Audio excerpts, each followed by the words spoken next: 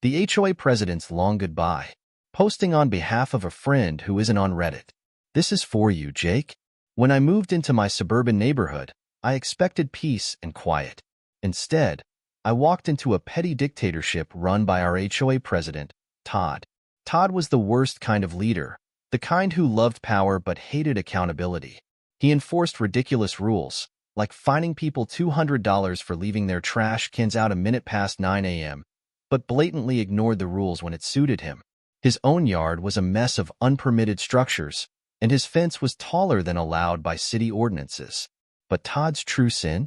Using the HOA as his personal piggy bank. At first, I tried reasoning with him. My fence was slightly off color because the approved stain wasn't available, and he fined me $500. I explained, provided receipts, and asked for leniency. Todd smirked, said, "Rules are rules," and walked away. That's when I decided I would take him down. Not with screaming or public arguments, but methodically, legally, and in a way he'd never recover from. Step 1. Become the inside man. Todd's first mistake was underestimating me. I volunteered for the HOA board under the guise of wanting to get involved in the community. I played the part of the eager, naive newbie perfectly. For 2 years, I attended every meeting, quietly observing how Todd operated. I learned he controlled the board by bullying other members and burying them in paperwork. He'd push through votes when only his allies were present and conveniently lose paperwork submitted by dissenting homeowners. I kept my head down, took detailed notes, and waited. My goal was to outlast his term as president so I could begin making changes. Then I discovered Todd's second mistake. He wasn't just a bully. He was a thief. Step 2. Follow the money. Todd loved to brag about how he kept the HOA's finances in order. But something didn't add up. The annual HOA fees were high, much higher than in similar neighborhoods, but the common areas were falling apart. The pool was closed half the summer due to maintenance issues, and the landscaping looked like it hadn't been touched in months. I started digging. As the HOA treasurer, Todd had access to all the accounts, but he was notoriously cagey about sharing financial details.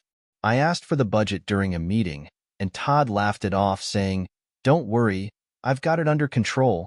I filed a formal request for the financial records, which, under HOA rules, he was required to provide. Weeks went by with no response. That's when I started talking to neighbors. Turns out, I wasn't the only one suspicious. Over a dozen homeowners had requested access to the budget over the years, only to be ignored. One neighbor claimed Todd had used HOA funds to install a new patio at his house, while another swore he'd seen Todd's kids at the community pool during its maintenance closure. Armed with these suspicions, I filed a formal complaint with the HOA board, forcing Todd to provide the records. He stalled, but I wasn't backing down. Step 3. Build the case. When Todd finally handed over the financial documents, they were a mess. Invoices were missing, payments were mislabeled, and some expenses were downright bizarre. A $15,000 landscaping fee paid to a company that didn't exist. Thousands spent on administrative costs with no explanation. I cross-referenced the HOA's bank statements with public records and found the smoking gun. Todd was funneling money to his personal accounts. Even better, I discovered Todd had been inflating contractor fees, pocketing the difference, and splitting the profits with his buddy, a shady contractor who handled most of the HOA's maintenance. I compiled everything into a detailed report, complete with spreadsheets, photos, and notarized statements from neighbors who had seen Todd's antics firsthand. Step 4. The coup. I waited for the annual HOA meeting, which was typically a snooze fest attended by only a handful of homeowners. But this time, I made sure people showed up. I spent weeks knocking on doors, explaining what Todd had been up to. I didn't share everything, just enough to get people angry and curious. On the night of the meeting, the room was packed. Todd started the meeting like usual, droning on about how difficult it was to manage the HOA and how much he'd sacrificed for the community. That's when I stood up. I calmly asked if he could explain some discrepancies in the budget. Todd laughed nervously and said, "I don't think this is the time or place." I replied, "Actually, Todd, it's the perfect time." I handed out copies of my report to everyone in the room.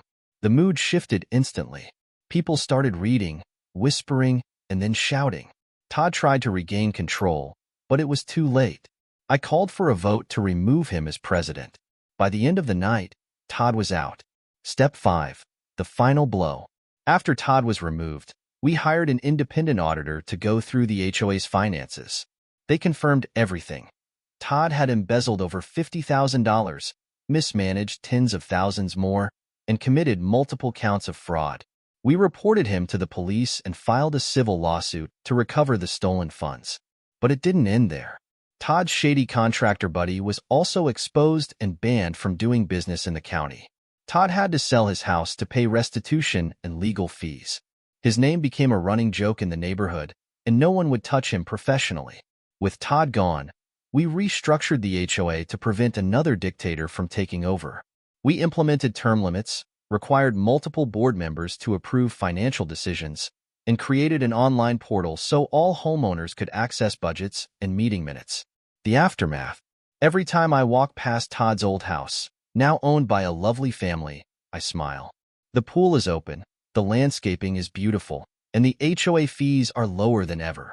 Todd, meanwhile, moved to a neighboring town, where he reportedly tried to join another HOA board, only to be laughed out of the room when someone Googled his name.